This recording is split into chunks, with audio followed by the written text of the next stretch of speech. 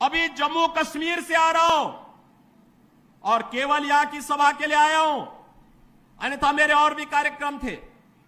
मैंने कहा नहीं, मैं जाऊंगा सरधना में, मैं इस बार जरूर जाऊंगा, 24 में मैं जरूर जाऊंगा। और बहनों भाइयों, मैं इसीलिए आया हूं आपसे कहने के लिए, जो लोग गुमराह कर रहे हैं उनके गुमराह में आने की आवश्यकता नहीं। ये लोग कभी नहीं आएंगे। फिर जाति के सौदागर उपयोग करेंगे, बाद में सौदेबाजी करके गायब हो जाएंगे। हमें किसी भी ऐसे व्यक्ति के बहकावे में नहीं आना है जिससे हमारा राष्ट्र धर्म खतरे में आए।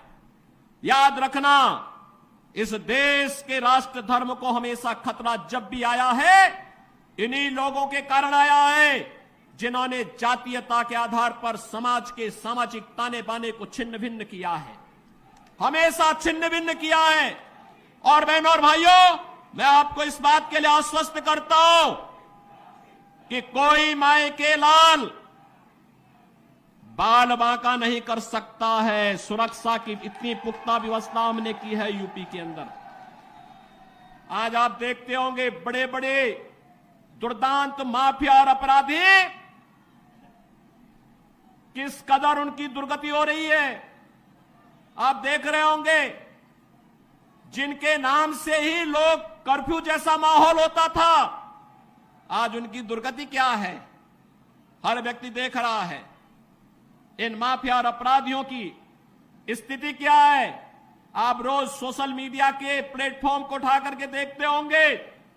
एक दुर्दांत माफिया ऐसा भी था, बहनों और भाइयों, जब वह समाजवादी पार्टी की सरकार के समय चलता था तो मुख्यमंत्री हो या मुख्य न्यायाधीश, इन सब के काफिले रुक जाते थे और माफिया का काफिला निकलता था। और जब हमने कार्रवाई की उस माफिया के खिलाफ और उसको रगड़ करके कोर्ट के सामने प्रस्तुत किया तो उसकी पैंट गीली हो गई थी,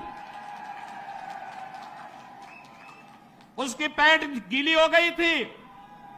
और तब हमने कहा था, उस समय उसको हमने कहा था, कानून को रौंदने वाले, आज कानून कितना बड़ा होता है यह एहसास हो रहा है कि नहीं हो रहा है। और निर्दोष लोगों को मारोगे तो मिट्टी भी नहीं मिल पाएगी। और बहनों और भाइयों, इसीलिए मैं आया हूं आपसे कहने के लिए, देखो, जिनकी गर्मी हम शांत कर चुके हैं उनको गर्म मत होने दीजिए। अब इस क्षेत्र को विकास की मुख्य धारा के साथ जुड़ने दो। उनकी सबकी गर्मी शांत हो गई है, वे गए काम से। और इसीलिए मैं आप सबसे अपील करने के लिए आया हूं कि पूरे देश की एक आवाज है, पूरा देश एक ही स्वर में बोल रहा है। और वह बोल रहा है कि फिर एक बार मोदी सरकार, फिर एक बार